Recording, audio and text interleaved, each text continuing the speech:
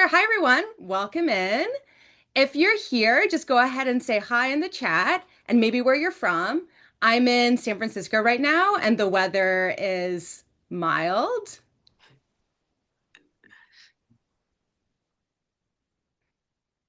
There's Madeline and Jennifer Timpassis. Oh, I know lots of Dana's here. All right, lots of people here. Zelda's here. Liz is here. Bridget, Rich. Okay, we got lots of people here. This is great. I like it when my friends are here. Makes it easy. Definitely.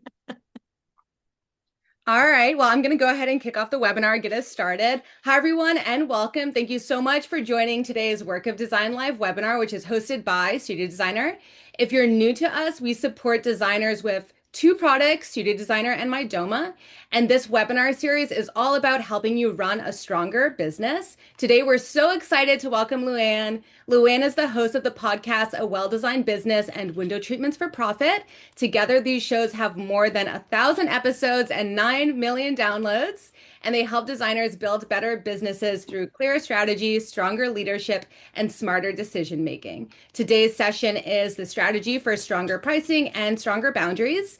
And just a little bit of housekeeping before we get started. This session is being recorded and will be emailed afterwards to all registrants. Please use the Q&A box and ask questions at any time. LuAnn's really excited to answer them, and we'll get to as many questions we can both during the webinar and as well at the end. LuAnn, we're so glad you're here. Over to you, and I'll be back in about 40 minutes to kick us off on our Q&A. All right, Alexia, thank you so much. Appreciate it. All right, studio and MyDoma, thank you for having us here. Thank you guys for taking time out of your day to be here. Hey, Tamara and Wilma and Kristen and Angela and Linda. I'm seeing all kinds of names that I know, trying to read and talk at the same time, but really, really glad and grateful that you came. So here's the thing. I have on my side screen here. So when I look, don't think I'm, trying to walk and talk at the same time.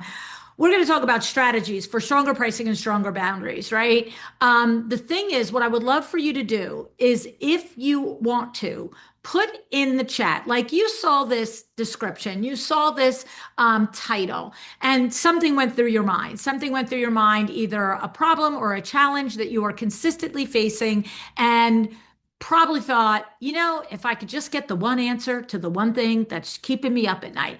So, if in a short sentence you want to tell me where pricing or boundaries might feel hard for you right now, not so much a paragraph on what you've tried and what you haven't tried that hasn't worked, but like what is the core of a frustration that's happening for you right now in your pricing? Okay.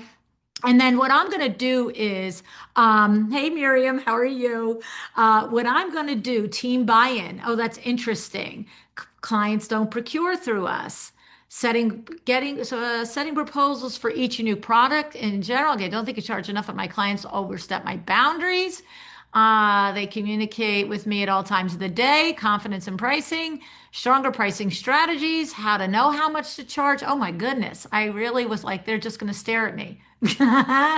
Getting clients really, people really blanch when they learn the cost of a project. Getting clients to purchase furniture. Okay. Lots of things. Keep it coming. Keep it coming.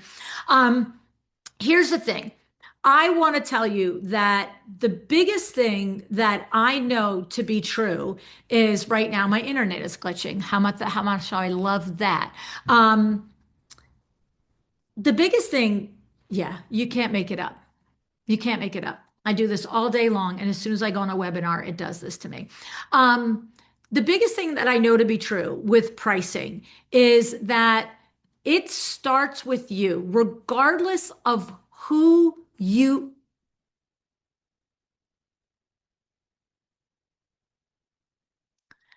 how to explain to clients I cost more. I don't know how to charge much. Okay. All right. Let me just give you a basic thought process on pricing strategy that has nothing to do with the price that you charge and that's really kind of the core of this message today is that I don't really care if you're a designer that charges per hour beginning to end, if you have a three-phase pricing structure with a design fee, a project fulfillment fee, whether it's an hourly or a flat, and then procurement fees. Or and by the way, maybe your design fees are based on the hours that you put in. Maybe your design fees, some people do their design fees based on the total budget that the project's going to be. All right. I don't really care. That's the thing. That's a different conversation on the way you're going to charge. But what I know is the core of how you charge and getting it expressed where you're like, how do I get them to understand that I'm worth more because of this or that or the other thing? Or how do I get them to not, negotiate with me or whatever? The core of it comes from your understanding of how you do what you do and how you do it. And like I have a saying is know what you will do and know what you will not do. And when you have clarity around it and you are clear on what you do. So, for example, you might have a group of designer besties, and one of you does straight hourly all the way through from beginning to end. Another one does flat fee for designs, hourly for the rest. Another one does percentage of the project. You see, three different people that have three different structures, if they're successful and when they're successful, it doesn't matter to the consumer. What matters to the consumer is that you know what you're doing with your pricing, you know how to explain it, it's defensible, it makes sense, and that you have decided what you will and you will not do for that fee, whether it's a flat fee, an hourly fee, a combination, or whatever it is. What I see all the time with the one-on-one coaching clients I have and the conversations that I have is that there is a wiggle room. There is a waffling. There's like, well, I kind of do it this way, but then they want me to do it that way. And so then I this or I have to explain that. And the thing is, those of you that have coached with me, you'll know that I will say to you, we want your processes and your all of your processes, your pricing strategies, your workflow processes, all of them. We want them to be for 80% of the situations. We want them to be the Bible for 80% of the situations. There's always going to be 10 or 20% of the situations where you're going to make an exception, but it's with a reason. So my thing is when I tell you have complete clarity on the way you charge and why you charge and be able to explain it, don't hit me with, well, that one time this person wanted to blah, blah, blah. And I know I should have or I could have because it was my mother's fifth cousin removed and they're a millionaire. Great. That's that one time. Okay. So, but the thing about it is, it's funny because I'm not going to call her out here because I'm not sure if she would like that. It's a positive experience, but I was interacting with a designer yesterday and a client came and asked her to step out of her pricing process. There was a free consult by Zoom and a paid consult in person. And the client came and said, I don't want the Zoom. I just want to go straight to the consult. And the question comes to me, like, what do I think she should do? And I said to her, why do you do it that way? Why do you have a Zoom and then why do you do the paid consult? Why will you not just go to a paid or an unpaid consult? Even this person wanted it unpaid, but even if your process was to go first to a paid. And I know this designer and I know this designer is seasoned. And I said, you know the answer. I don't know the answer, but tell me the answer. And the answer came back so clear and so like, of course that makes sense. And that's the thing. It's like, if you're just like, well, I do it that way because, that's what somebody told me to do.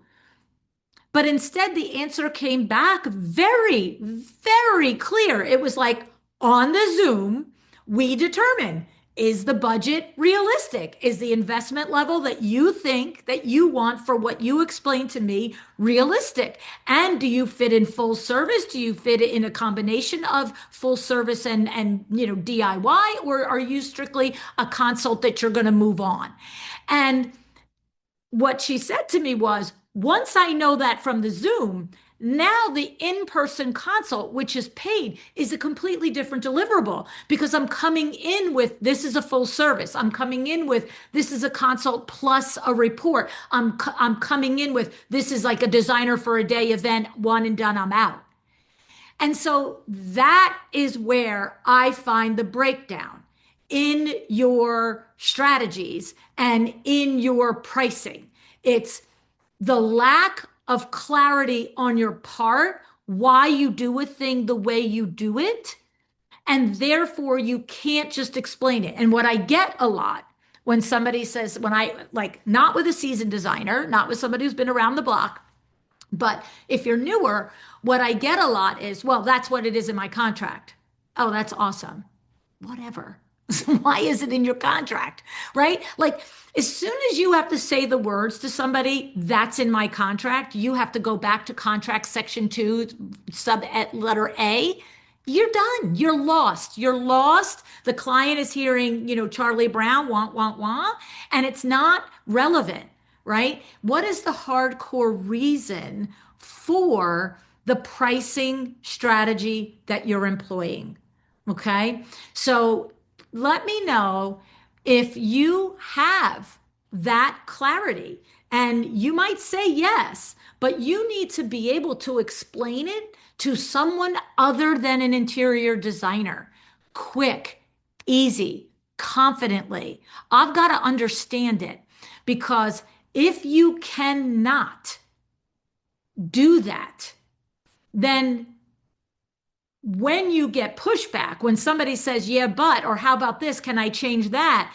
Now you have nothing that you are basing this is the why on, right? This is why I'm doing it. And I'm just catching some of the questions. Christina, project fulfillment versus versus procurement. Project fulfillment is a term that I borrowed from John McClain. I love John McClain. If you know John McClain, he's got a podcast, The Designer Within. He's been on my podcast. I've been on his podcast. We collaborate a lot on speaking events and so forth. And he's a seasoned designer that's now coaching interior designers. A good resource for you guys if you're interested.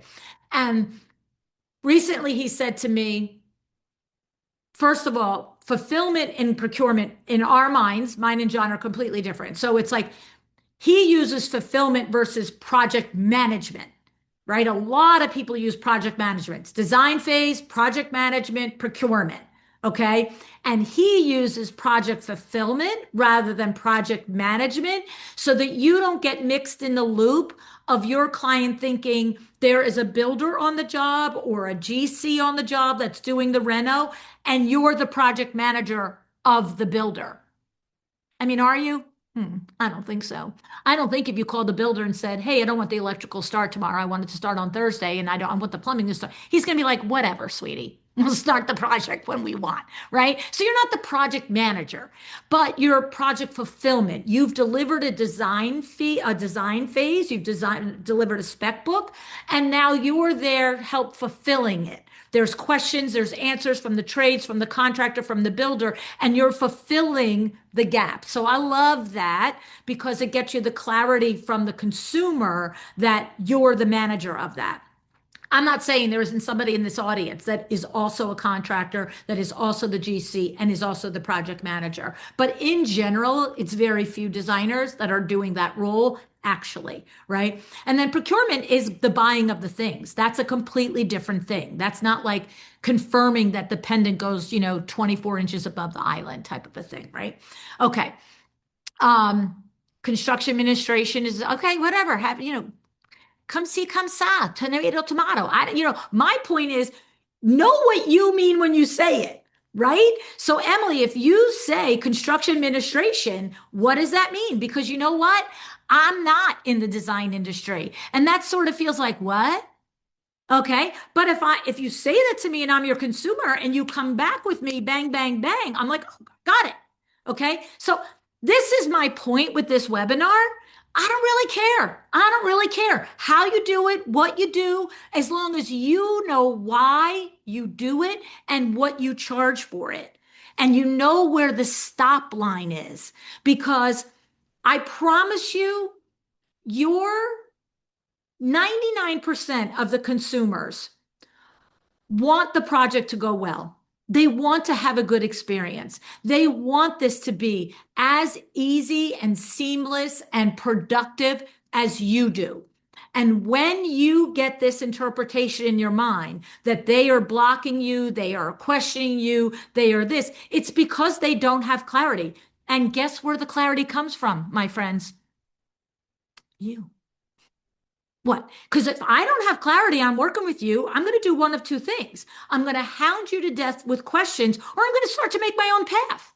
Well, this is what's next then. And this is how I want to do that. Right? So it's understanding that this is an incredibly complex business that you run.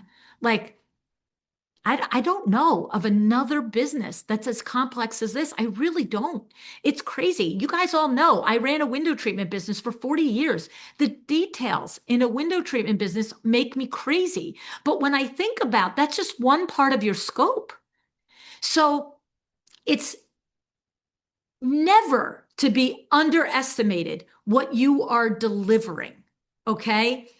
And if you have a very clear, grounded concept of what you are actually delivering, I don't think you will stand for being underpaid. I think it's when you minimize what you're actually doing, like that you probably 70 or 80% of it you enjoy and it's fun to do. And you get excited about doing it and it feels easy for the most part to do. But that's because you're super talented, not because it's actually easy. There's nothing easy about what you do. And it's funny because I'll give you an example. Every one of my podcast episodes, I've said this to you guys over and over again. It's anywhere from 12 to 15 hours for that 1 hour that gets to the air. 12 to 15 hours. I put 3 episodes out a week. 12 to 15 hours and a combination of people. Just like it might take you 6 months to build a kitchen, there's a combination of people. Just it might take you 2 years to build a home, there's a combination of people. But it's 12 to 15 hours from here's a guest or here's an idea to it goes on air. And even then it's not done, right? Like when you get a house done, now you got to photograph it. When it's not done, I got to put it out in social media and I got to, promote it the darn thing, right? And so I don't ever, like ever underestimate. I've had people, thankfully, very, very, very few people, but come to me and say, you know, you only do one-on-one coaching and the price is beyond what many of us can even entertain. Isn't there a way to work with you that's less expensive? But you see, I'm very confident in what I do, and the answer is yes. The free podcast for you. Right? I don't worry. I'm not going to be like, I know, well, maybe what I'll do is I'll start a group and we'll have 20 of you and you all pay $100 and it's worth it for me to show up for an hour because then it'll be 2,000. I'm not in his head spin about it. I know what I'm delivering to you. I'm not like putting on my phone and, just word vomiting off the top of my head some idea today. 15 hours has gone into that. And if you appreciate that hour, great. And if you don't, there's the door. I don't know what to tell you. And I want you to get that feeling about your products, your deliverables, your services. Because what you do is tangible and needed and valuable. And just because it feels easy and feels fun and feels amazing to you, it is not easy, fun, or amazing to anybody else other than your peers. It's hard work. I got to pick paint colors for the podcast studio that we're putting on, and we're going to repaint the bedroom next to it and the hallways. And I am literally literally in a knot over this. There's nothing I hate more than picking a paint color. All of you could probably do it in your sleep. And I will sit there and I'll buy 16,000 samples and I'll ask three of my designer friends and blah, blah, blah. It's brutal. And it's a very simple thing that most people will be like, I'll charge you $200 to do it. Right? Like, understand, I have resources, it'll get done. Like, you know what I'm saying? But think about it. I've worked in the industry for 43 years. I've coordinated colors, fabrics, patterns, all the things, and paint colors tie me in a knot. So please don't ever underestimate what you do. And that is the beginning of pricing, of the foundation of pricing. Okay. So what's so funny is every time I switch my thing to go to my thing, that's where the internet goes. Anyway. All right. So we have three strategic principles behind pricing. The first one is a version of what I'm saying in the setup, that the pricing has to be decided, not made up as you go along. You can point to it. You can say. So if you have, what I have found in my one-on-one coaching is that designers will often be clear on their main deliverable. So typically luxury design, right? Full service, right? It's like the design fee, the project fulfillment fee, and the procurement, however you structure that. But as soon as there's a viable client that isn't a viable client for that, now the big mistake that I have watched happen over and over, I just had it with a chairman of board last year. They will slice and dice the pricing, the hours on full service for not a full service thing. And it's because there is no secondary. Like, think about it like this. It's like you go into a restaurant. Here I am with my favorite restaurant analogies. And you're like, I'm getting a steak. I want a steak today. You know, it's funny. I use a steak analogy all the time and I don't even eat steak. But I'm having a steak. I'm having a filet mignon. That's what I'm having. Blah, blah, blah. And you walk in and the filet's $65. And then it's another $5 for the baked potato, another $10 for the spinach. And you're just like, oh, wait, never mind. Never mind. I'm not going to have that. Well, you know, the restaurant isn't like, well, we'll give you a quarter of the filet and one half of the thing. No, they're just like, oh, see right there, there's a hamburger. There's a hamburger for $15 and fries for $5. You can call it a day with that. Right? Like there's very bang, bang, bang. And I know, please, please, please, I hope you know this to be true.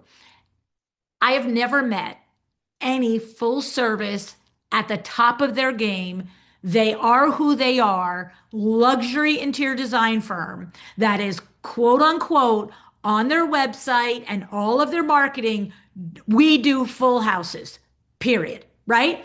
You get to that point. We're like, yeah, we're not coming in for your guest room. Sorry. Right? Like, no, we're going to do your full house or your full floor or don't call us. But here's the thing behind the scenes, every single one of them will do a room or will do a floor or will do two rooms. Because why? Because they've got bills to pay. They've got a cost to be open number and they will do it for the right client. Okay. Not for every Tom, Dick, and Harry. Not just because you call this, you know, major design firm and, you know, you thought that, you know, Nate Berkus's firm was going to come out and do a paint color consultation. No, right? But those CEOs that I have spoken to that run those big firms, Corey Damon Jenkins, he just talked about it at the panel discussion in October. Kate O'Hara, O'Hara Interiors. I don't know. Can't think of the others off the top of my head, right? But the point is that CEO will strategically look at their pipeline. And when an inquiry comes in and there is connection, there is synergy, there is the project is meaty enough, the aesthetic might be aligned, the referral means something to them, and their pipeline's got a gap. Yeah, They'll sit there and say, hey, you know what? We don't typically do anything less than a full house, but you're a referral from Sally Smith, who we've done five houses for. You're a repeat client that we did your whole home and your sister's whole home. You are in an area where we are looking to break into, whatever it is, right? And here's how we do it. They don't then try and make this less than full service, full deliverable somehow work in the full service pricing model. There is a box around it. When we do this service, this is how it's priced. When you want a steak, it's 65. When you want a burger, it's 15. It's not like, well, I mean, if we chop that up and it was this and that and the other thing and it was the bad cut of meat and we'll use the leftover crap from the kitchen, I mean, I guess, we could make a burger out of that and yeah, it would be like $15. No, it's available to them mentally, emotionally, decisively. And I think that's one of the biggest things that has emerged in the one work that I've done is the idea that you need to know when you will step out of your main deliverable of service, who you will step out for, and what's the box around it. Because when the box around it in that pricing strategy is not decided ahead of time, step number one, principle number one, decide ahead of time, then what happens is the designer is moving along, trying to do their full service process, but a little less. And the consumer is following along with you and never getting the stop sign. I don't know if you can visualize what I'm saying to you, because if you've been there, you're hearing it. Okay. All right. Clients agree to my fee, but then they don't want to pay until they know that something else is needed from me. I wait a long time because okay, this kind of thing, Rich, your highway, your rules. Like that is I mean, I love you and I'm not trying to be, flip with you, but it doesn't start until you get paid. You don't want to pay today, don't pay today. It doesn't start today then. It starts in 2 weeks when you pay. It can start in 6 months. And believe me, I know this because designers used to do that to me. Used to do that to me. It's like I would give them a proposal for 40 or 50 or $60,000 worth of window treatments. And all of a sudden they're like, okay, great. On the phone or on the email, we're going to go ahead. Awesome. Love to hear it. Here's the PO. Send me your payment. Next thing you know, here comes fabrics, here comes trims, here comes all this stuff. Boom, boom, boom. Days, 2, 3, 4, 5 days, 6 days a week. All this stuff's coming in. And I'm like, where's the dollar bills? Right? So like after a week or so, we're like, hey, we've been receiving fabrics. We haven't received your purchase order and your payment. Crickets or, oh, okay, blah, blah, blah, blah, blah, blah. And I have literally had designers say to me, in 4 and 5 weeks later. So are we getting ready for installation in the next couple of weeks? You said like 6 to 8 weeks. I'm like, what freaking planet are you on, sweetie? We haven't started yet. No money, no starty, right? Oh, I thought you would start. We know each other forever. Uh-huh. No, no, no, no. Like, that's inside voice, right? That's inside voice. Do I say that to a colleague? No, I just say, geez, I don't know why you would think that, because our process is clearly the money triggers the start of the engagement. I don't know how else to be clear, right? And the thing is, what I like to do is I like to tell somebody if they're going to give me grief, oh, well, I can't believe that. It's been 6 weeks since you've had the fabric. I mean, this is real stuff. I've had real designers say this to me. You've had that for 6 weeks. Me and my client, she's going to be so upset. I thought you were in production. And here's what happened 100 years ago when I didn't hold designers to that line, that money means real. Okay. One time, after many times of doing it, one time I went to production. It was 2 pieces of furniture to be upholstered. They had dropped them off to me I'm not sure what's not clear here. I've got the fabric, I've got the upholstery. I'm calling for the money. They didn't send the money, but I'm like, oh my God, I knew they had a date. So I went ahead. This was like 30 years ago, my friends. Doesn't happen anymore. And we upholstered it. And now I call. I'm like, I've got your two pieces of furniture. Oh my God, the client canceled that. I didn't want to do that. I was going to return that fabric. Really? Because what smoke signal did I get on this? So I had to buy the fabric. I had to still pay the upholsterer because you know what? I didn't have money from them. And so my thing is if you have a thing when, again, if somebody is saying they agree to your fee, but they don't want to pay it until blank, then they don't have the chess game of how you work. That's a miscommunication. That is in principle number one, pricing must be decided. This is how we do it. This happens, then money happens, and then I work. And when it doesn't come, it doesn't happen, period. And the first time somebody gets pissy about it's not in production, you're just going to be like, but we talked about this, right? So, um, all right. This one had to explain to clients that I cost more than the designer down the street because I'm college educated, NCIDQ certified, and registered with the state. Tara, sweetie, I'm not so sure that like that matters to you, and it should. Those are amazing accomplishments, right? Completing a 4-year design school, completing the NCIDQ, getting a state license. These are not to be underestimated. But Nate Berkus doesn't have any of those. So should you be charging more than Nate Berkus? Can you charge more than Nate Berkus because you have those?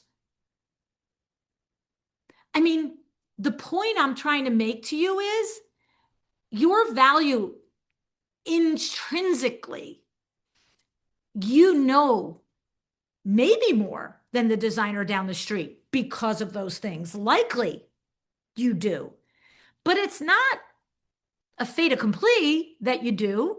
And it really doesn't matter. What matters is your opinion of it. So the example for that is, Window Works. If you listen to me on the show, you've heard me say 1,000 times. Right now, there are probably one, two, three, four. There are four, one, two, three, four, five other places in the town of Livingston only. 6, just thought of another, that you can get custom window treatments in our town of 40,000 people. This is not New York City, okay? Right? And that's just in our town. You take that out another 5 miles around our town, there's probably another 5 or 8, okay? And that has been since we opened our business in 1982. And here's the thing. I don't care. I don't care if there's 10. I don't care if there's 20. What I know is that I know what I'm doing. What I know is that my installer knows what he's doing. What I know is that we're honest, that we have integrity, that we are going to do what we say we're going to do. We're going to show up at 1 o'clock. And if it's not at 1 o'clock, we're going to call you and say we're running late. I know what we deliver. And I don't really care if the shade store is there or this one is there or that one is there, because they're not me. And you know what? It has nothing to do with degrees or education or anything else. It has to do with what I know my professional expertise is and the expertise that I bring with me. And so, Tara, for you, this still is true for you. You know what you bring. So if somebody doesn't value it, it doesn't matter. Move on. Somebody else will. Because I would go up against you all day long. If I were a designer and I didn't have those things, I would go up against you all day long. I'd be like, yeah, no, I've heard that she's great, but here's what we have. Right? So I am not in any way lessening what you have achieved. I couldn't have done it. I couldn't do 4 years of design school. I promise you, I couldn't graduate from it. I know I couldn't. I could not do the NCDIQ. I could not. I know I couldn't. I'm a super smart person, but I guarantee you, I could not pass that test. I know I couldn't. Not my skill set, not my lane. Nope. So I am not underestimating it. I'm just telling you, if that's the only thing you're saying, that's why it's not mattering. What you have to do is you have to attach a story to it. You have to attach emotion to it. You have to attach the why behind it. Why do you have a degree? Why did you get the NCIDQ? Why did you do it? Not I have it. Why did you do it? Because in there is the differentiator. In there, I am going to make stuff up.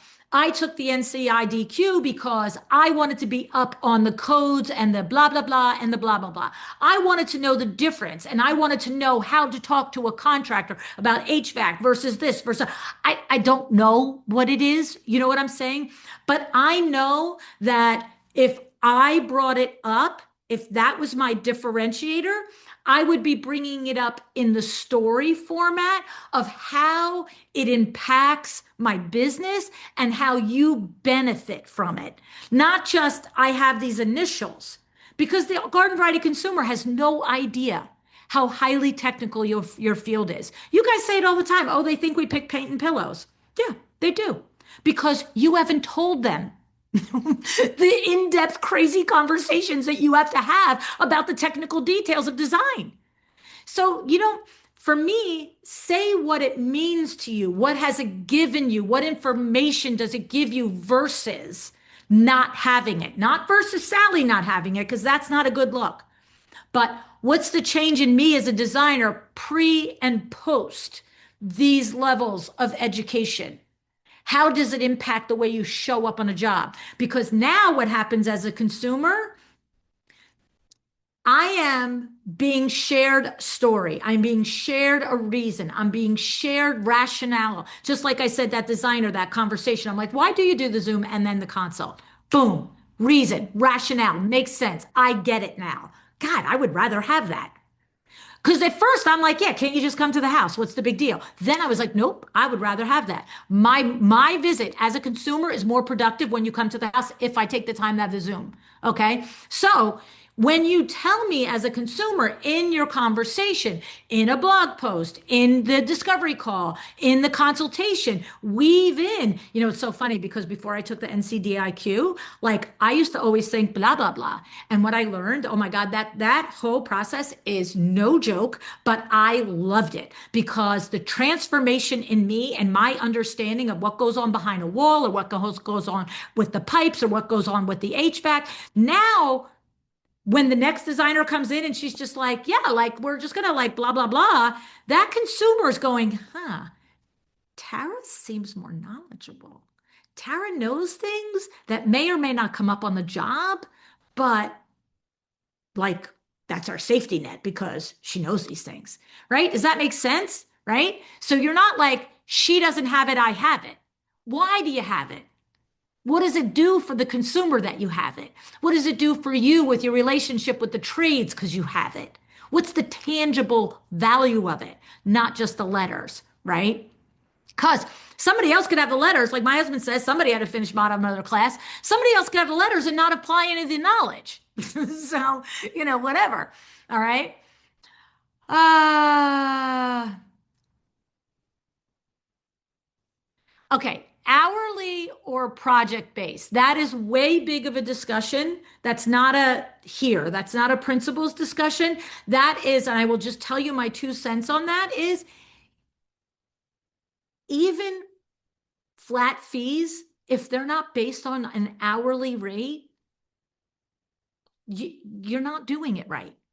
Your flat fee has to come from the data on how long does it typically take you to put together a design plan for a living room, a design plan for a kitchen, a design plan for a bathroom, a design plan for a secondary, room like a guest bedroom or a children's room, right? Because the typical hours, say for a living room, I'm going to make crap up.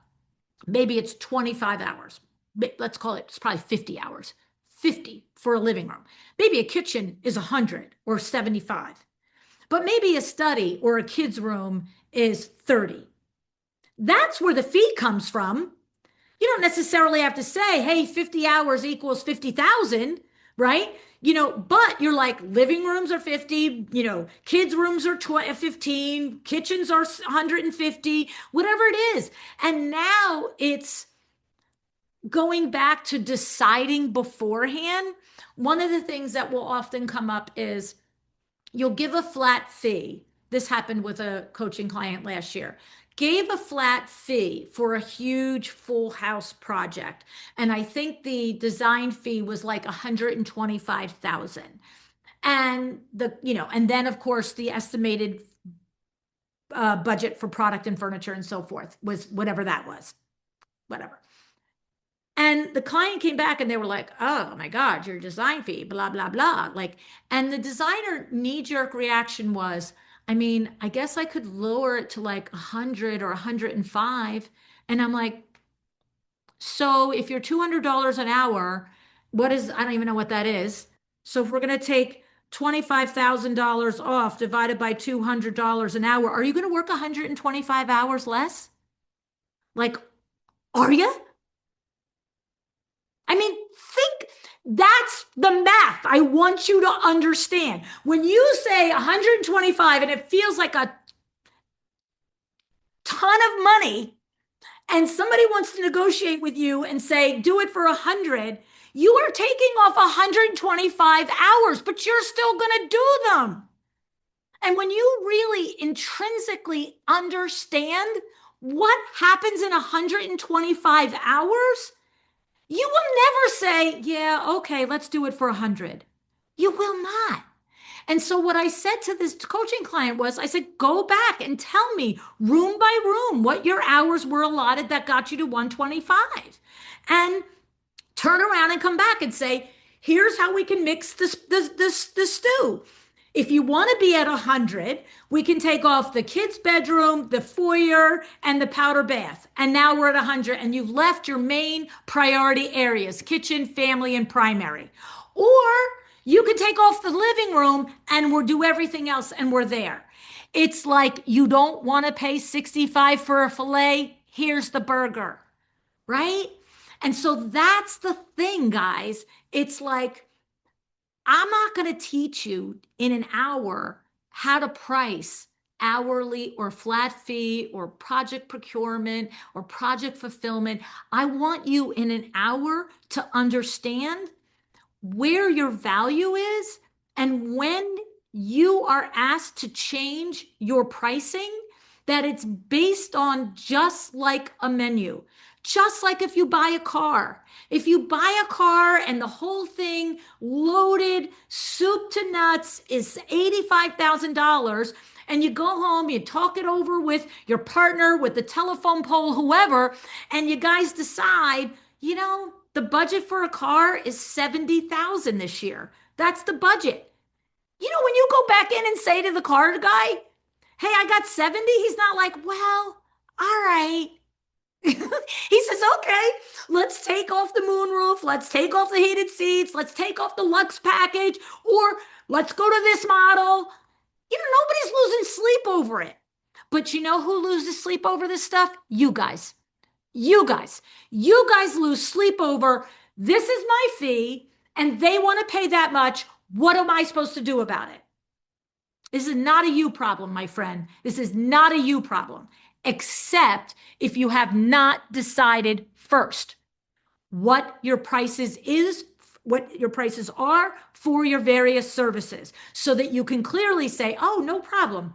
You don't want $125,000 design fee? Hey, let me get my notes out for a second. All right, well, we can take off the bathroom and we can take off the foyer, and we're at 100. Want to do 100? I can do 100. We can take those off. And by the way, that's going to lower the furnishing budget by another, 45,000. Feel good? Right? Easy breezy. Oh, well, I mean, because here's the thing. I was about to just play the consumer. Oh, well, I mean, I want everything for 125, for 100. Nobody's going to do it when you do it that clear. When you literally say, oh, no problem, I understand, 100's the budget, don't worry about it. Ba, ba, ba, ba, ba, ba. When you do that, who's going to go? Now, there's going to be the 20% of the people. Well, I think you should do it for that fee. Awesome. I also think I should be a multiple billionaire, and I'm not, right? Inside voice. Outside voice. Well, I can do it for 100 with deliverables taken off. I'm not saying I can't do it for 100. I'm happy to do this job. This is an amazing project. $100,000 job, $300,000 furniture budget. I'm here for you, my friend. But if you want the whole house, the fee's 125, right? The fee's 125. It's up to you. I guarantee I have been selling for 43 years. When you present it like that, easy breezy, there is no pushback.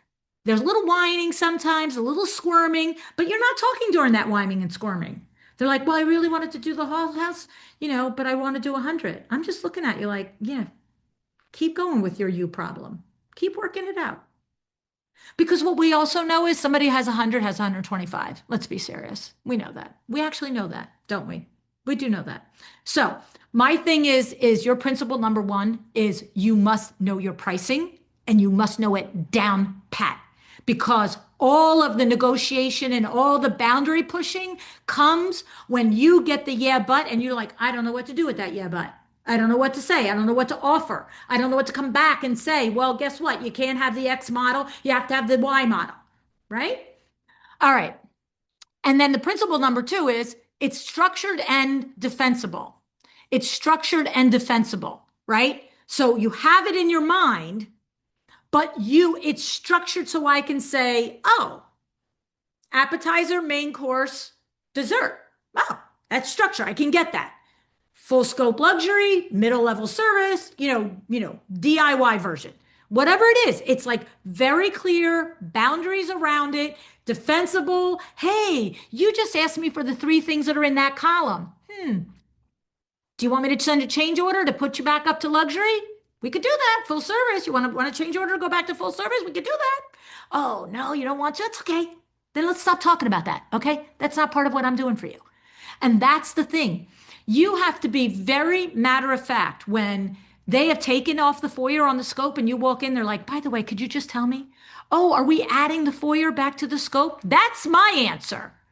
When somebody says, oh, by the way, when we're standing here, are we adding that back to the scope? That's the first thing that should come out of your mouth. Not, yeah, let me stand here and talk about the foyer for a half hour and then walk away pissed because I just get free advice for the foyer, which they clearly told me last week they didn't want to do because they didn't want to spend 125. It's a simple, oh, are we adding this back into the scope? That's fine. I'll send a change order. We'll talk about it next time. Not now, because you didn't get the sign on the change order and you didn't get the dollar bills. And we could talk about that next time. Today's visit was about the kitchen, remember? Right? Okay. Now, I got to switch over to my thing and it's going to make the internet go off. I have no idea why, but hang on, I'll be right back. All right. All right. Oh, it didn't switch that time, did it? The third principle on this is that you are communicating this. Where are we on time? Oh my God. You are communicating this as the boss, right? It can still be kind. It can still be respectful. It can still be sweet. If you're quiet and you're sweet and you're soft spoken, it could be all those things. But the sentences don't end with a question mark at the end. Oh, blah blah blah. No, you're telling them how it is. The communication is direct. It's not an over justification. And this usually happens in the problems. And Alexia, I'm going to get you here in just a second. This usually happens in the problems when not so much at the beginning, but when there's an ask during the middle. And it kind of goes to what I just said about the foyer. It's like when you get a thing in the middle, I cannot tell you the number of times in one-on-one coaching clients over the years of chairman of the board, someone will come to me and say, my client wants to blah, blah, blah, blah, blah, blah. And would you look at the answer I'm giving them? And I will look at the answer, and there's 3 paragraphs of, in the 3rd page of my contract, we talked about, that you this and you had to that. It's like, no, no, no. We just need to tell them, no, this is not part of the deliverables. No, that's not part of the deliverables. However, I can send you a change order for that and we can add that scope. Would you like to do that? Or would you like to stay with what we were doing? Oh, well, I didn't want it to cost any more money. Great. Then don't ask for more crap. Okay. And look, I'm running through it. We have an hour. I need 7 hours to do this. Honestly, you got to interpret inside voice to outside voice. You just say it nice. Oh, that's okay. I understand you don't want to pay more money. No problem. So let's get back to what we're working on. Right? I'm not asking you. I'm not like, over explaining. I'm not like the waiter when, you're like, the mignon is $65. I'm like, yeah, no, I'm sorry. I know. I mean, it's crazy, isn't it? No, he's like, mm-hmm. Right? How about Apple? Apple. Does Apple give a rip with Galaxy, Samsung, any other blasted, you know, phone on the planet costs? They don't care. They don't care. You don't want the 60,000 features of an Apple? Don't get an Apple. It's fine. But look how great the Apple is. Look at what you get from this iPhone, right? All right. Oh my God. Okay. So we need another hour because now we have I to do know. questions. I know you're good, LuAnn. Let's run over. I think we can run over about like 15 minutes. If anybody else can stay for that time, that'd be awesome. These Oh questions God. are so real and helpful. 2 quotes that really stood out to me here that I wrote down were something feels easy because you're super talented, but it's not actually easy. What you do is tangible and needed and real. It is hard work. And the second quote is the sentences don't end with a question mark.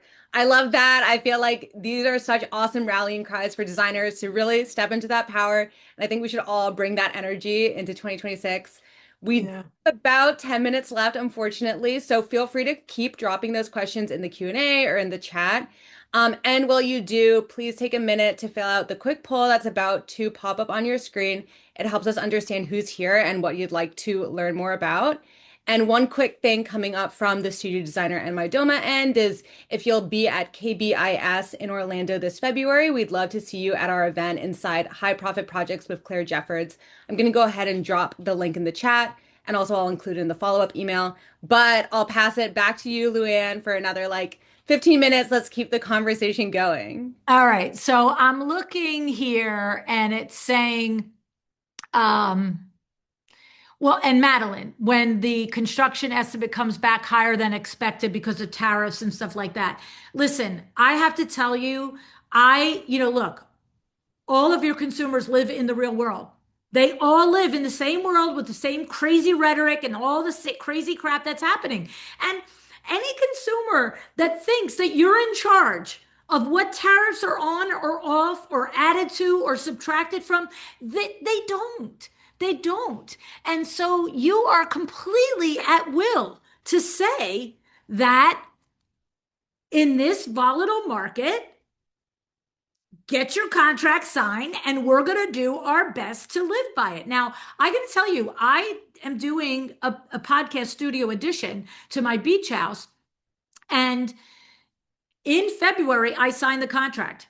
And I said to the builder, I said, what are you doing about tariffs? What's happening with that? Like, is this a firm number? Because we were signing the contract in February and contracting for it to start October. Because him and us didn't want the project going on in the summer months, spring and summer months. And I said, so how is that happening? You're giving me a number now in February, 6-figure number. Is this going to grow exponentially by October? And what's interesting was he said, absolutely not. He said, I'm sticking by this number. And I looked at him and I said, curious. And then my brain went, oh, he didn't price it so close that he's worried about it.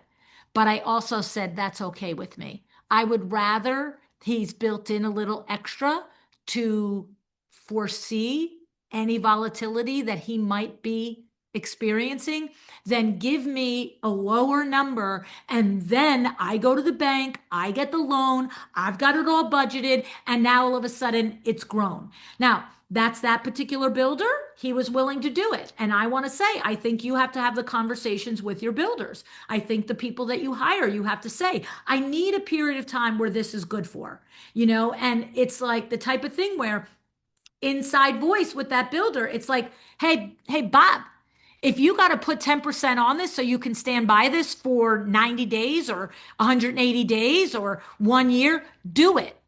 But don't give me a number that's going to grow by 20 or 30%. Like you've got to, because as a consumer, that's a legit thing. But, and you don't have to say to the consumer, we padded it so it's blah, blah, blah. And depending on the padding, like I'm not going to ask the builder back for the padding. I'm not, because first of all, it's not $1 million project, right? If it's $1 million project and he said, this is going to go on for 2 years and I don't have to worry about volatility in the market, I'd be like, really? You don't have to? How much extra did you put in here? Right? I might have been more willing to say, I'd rather ride the market with you. Give me the price based on the market now, and we can have a powwow every 6 months during the 2 year process to reevaluate. My point in it is people are grown ASS adults living in the same crazy world we're living in. And if they can't understand that, they can't stand there and say, I want to be the only person that's guaranteed nothing will in the world will change what's happening with my project. Stop. Grow up. Stop. Right? Right? Okay. All right. What else is happening here in this question and answer here?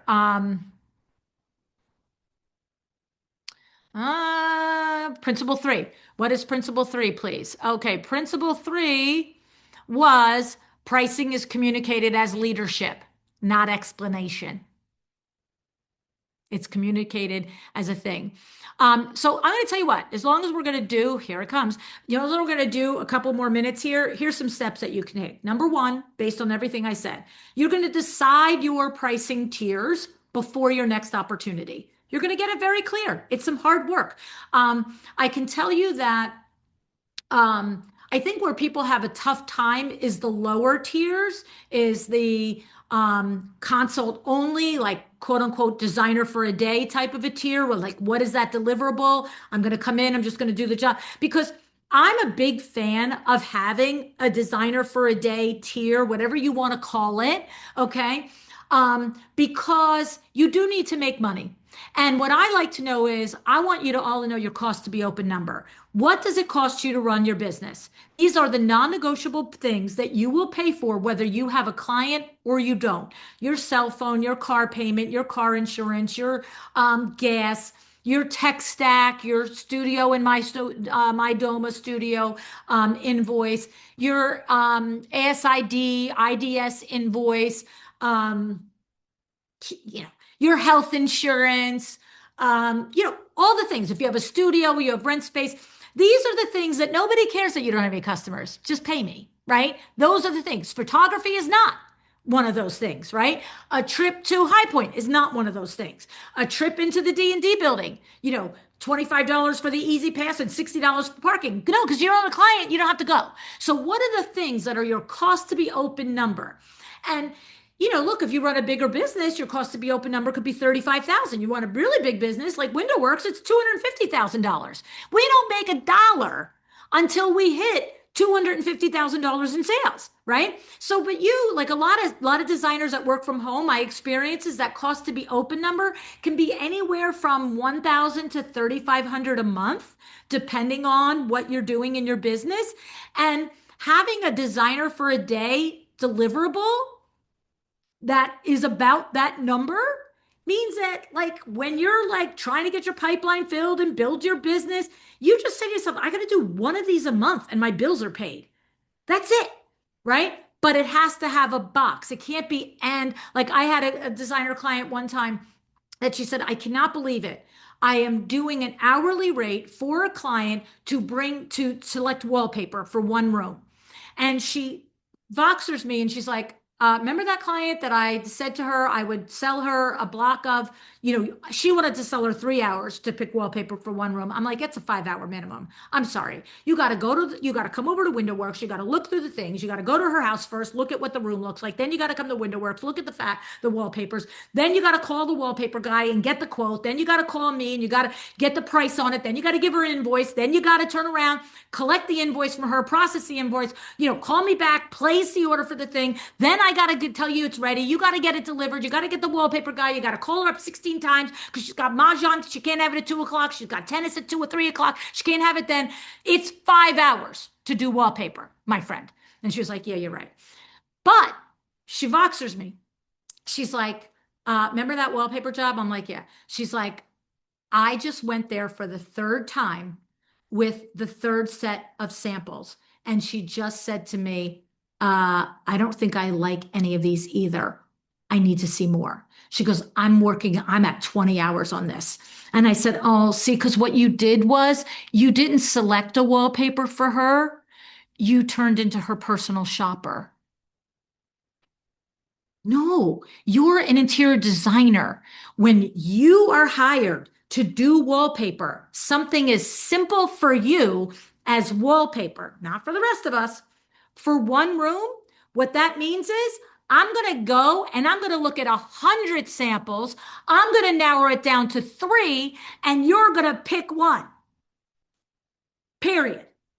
And if you don't like any of those, then I can do it again for another 5 hours. And now, when you just want to see every blasted wallpaper on the planet, because that's made that your part-time job, at least I'm collecting $1,000 every time I do this. But here's what I said to her. You didn't set it up right. You set it up like this process is I'm going to present all the wallpaper on the planet, as opposed to I'm picking the wallpaper. You see what the difference I'm saying? All right. Please list principles 1, 2, and 3. All right. All right. 1 is pricing must be decided, not discovered in your conversation with your client. 2, pricing must be structured. Here we go. Pricing must be structured so it's defendable. Just like that analogy I gave you in the beginning with that conversation with the designer and the Zoom and the free. It was completely defendable. It made sense. It was structured. And in 1 second, I was like, oh yeah, no wonder you do it that way. And then 3, wait for the internet to go again. Hang on. It's communicated as leadership. All right, now, some to-dos. Here we go. You're going to decide before your next opportunity, your pricing models.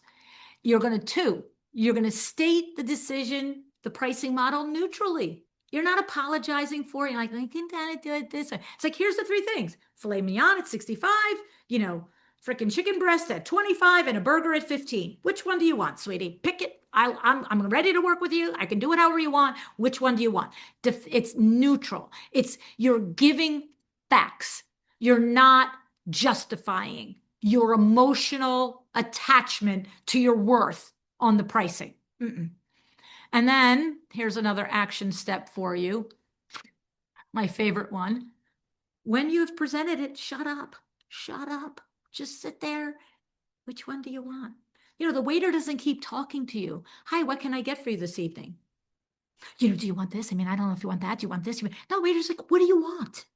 Just tell me what you want. Just tell me what you want. I'm here to make your wildest dreams come true. I'm the most amazing designer on the planet. Just tell me how we're going to do it, right? But they only get to pick from the ways that you offer, right? You can't go into a steakhouse and say, I want peanut butter and jelly. The guy's like, well, I mean, I guess we know how to make it, but we don't serve it here, right? They pick from the options that you've given them, and you just sit back and you let them pick. And you don't care which one, because why?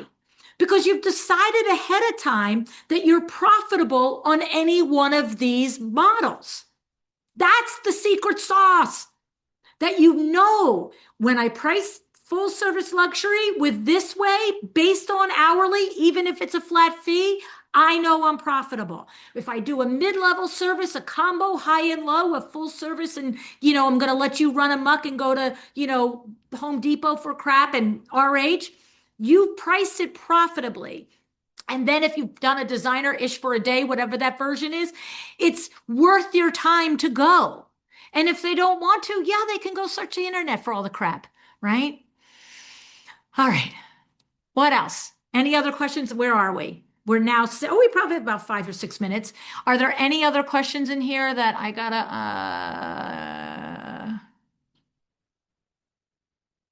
I'm trying to find. Does anybody have something that sticks out? Put your copy and paste your question back up to the front, the bottom, I mean.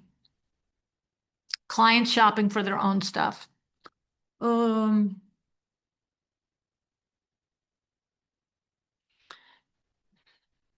you know, I would tell you that this is in the setup. This is in the initial discovery call. You know what, guys? Listen, have you heard the on-air strategy session with Melissa Fields? It's not that it's a direct analogy to clients shopping for their own stuff, but she, I will do live on-air strategy sessions where I get the question, I turn on the thing, and I like answer your question, right? And her question was similar, was I have the chops to do full service design. I come from a military background, so I'm extremely process driven. I feel like I have paid my dues. I feel like I am capable of executing a full service luxury project. But by and by, most of my clients, once we get the design, will then go away. They will not continue with purchasing with me. They will want to shop for their own furniture, all the things. And I went to her website and now it's different. It's been rewritten since then. So you're not going to be able to see it. But her website was literally if you listen to the episode, there were at least 3 or 4 examples that I used on the episode because I had the website open and I was reading from it where she's saying one thing in her mind, but she's telling the consumer another thing. And when I say this is mitigated, them shopping on their own, there's 1,000 reasons and 16 different nuances on it. Again, we could do probably half a day on it, but at its core, what I know is a lot of it comes from a lack of clarity on your part. And you think you're clear saying what the situation is, right? It's like, so what was happening is she's saying to me and to herself and, in the universe, the thought bubble above her head is I'm a full service luxury designer. But her website was like, if you love a collaborative approach, blah, blah, blah. It's like basically, if you want to come shopping with me, yada, yada, yada. If you want to this, help bring your dreams to reality. No. It's like, you have to listen to the episode. It's Melissa Fields. What a wonderful lady, by the way, and went right on to hire Deb Mitchell, design writer Deb, copywriter, and blew up the website and completely redid all the thing. And I just spoke to Deb right before the holiday, and she's killing it. Right? There is a disconnect in the way that you're talking to them on your website, and there's a disconnect in the way you're presenting on the discovery call and the consultation. Because like a similar analogy is like with WindowWorks. It was like, we had to make a decision not for designers. Designers can supply their own fabric, right? You got accounts, you got wholesale accounts. Go ahead, order all your own fabric. I don't care. But consumers, every once in a while, be like, I'm going to get the fabric from blah, blah, blah. And I'm like, sweetie, I make money on fabric. Like, stop. Like, that's how I make my money is on the labor and the fabric. And if you're going to deliver the fabric to me, like, where am I making my money? Okay. And so what I said was, for the number of times it happened, maybe 5 times a year, maybe not even 5 times a year, but for the number of times it happened, Here's what it was. When somebody would say to me, oh, blah, blah, blah, blah, blah. Oh, that's a great idea. I really think this is great. I know this fabric place down on Grand Street in New York City where I can get fabric for, 28 cents a yard. Can I bring my own fabric to you? And I would say, oh, absolutely. I said, we just add 50% to the labor bill. And there's principle number 3. Stop talking. Oh, what do you mean? Oh, because the profitability in the fabric, I'm not going to have any longer. And we need the profitability in the project to make this worth our time to do with you. We want to do it with you, but it's a business. We run a business. We pay our bills. We feed our kids. We send them to college. We buy Nikes for them. Right? Again, I'm a little inside voice here, but not far, not far. Okay. But it's like, I wasn't like, oh, well, I mean, maybe, I don't know, kinda. Well, it was just like, oh, no, absolutely. You can supply your own fabric. The labor goes up by 50% then. Whatever. So my thing is that's not your answer, right? Your answer is, I know a lot of firms, if you buy your own stuff, I'm still getting a commission on it. Or if you buy your own stuff, like Kate O'Hara has talked about, look, you want to buy something when you're in, the Baja and you found the most amazing artist on the beach and it spoke to you, the art, and you want to bring it home, great, we'll find a spot. But you're not running around the home goods while I'm searching, shopping at Cravid and Century. Stop. But you got to adjust your whole thing. You can't get to that point. You have to set up that whole thing, what's expected and how it's going to roll. And if you're getting that a lot, then my thing would be I would start talking about it in my discovery call, in my FAQ form. Can I shop for my own products and services? Now, here's the thing. Why can they not? Why can they not? I know they can't because you don't make money, right? But what's the other why? The why that a consumer can relate to. Well, we're curating your entire room based on our design expertise. And the lamp that we pick matters to the sconce that goes on the wall, matters to the rug that goes, matters to the furniture that goes on the rug, matters to the coffee table that goes to the end table. And if you go rogue and you pick one wild ass thing in the middle of it, maybe I got to throw 3 things out. So there is an outside voice in an FAQ that you can explain that. We understand that consumers sometimes like to find their own pieces of furniture. And certainly, if you're going on a vacation or you have an heirloom piece or something that's really meaningful to you, absolutely bring it to our attention in your initial consultation, and we will bring that into the design plan. But once we've done design plan, once we've executed and we've signed off, now when you go out and you shop and you bring something in, you're going to impact the other pieces in the room. And you can do that, but you're going to get an invoice for more design hours because I got to redesign. Because that coffee table you found at an antique shop that, we're 4 months into the project, yeah, it doesn't work with the end table that I got. So now I got to resource again. So get ready for an invoice, right? Again, I just went into inside voice. I tried to do it in outside voice. I can't.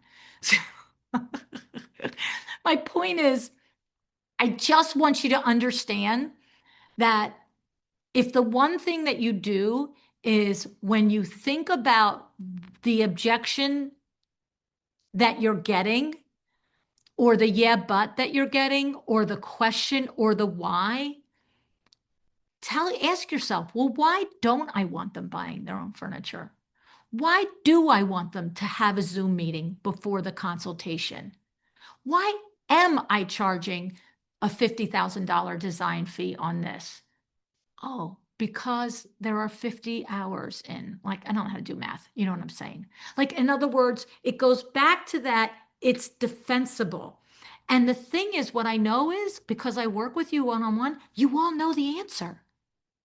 You do. But you forget that the way and the why that you do things is rooted in a way and a why.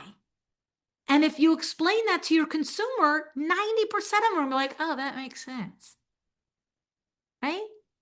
Makes sense? All right. What else? All right. Yes, they're going to end there. Okay, good. Okay.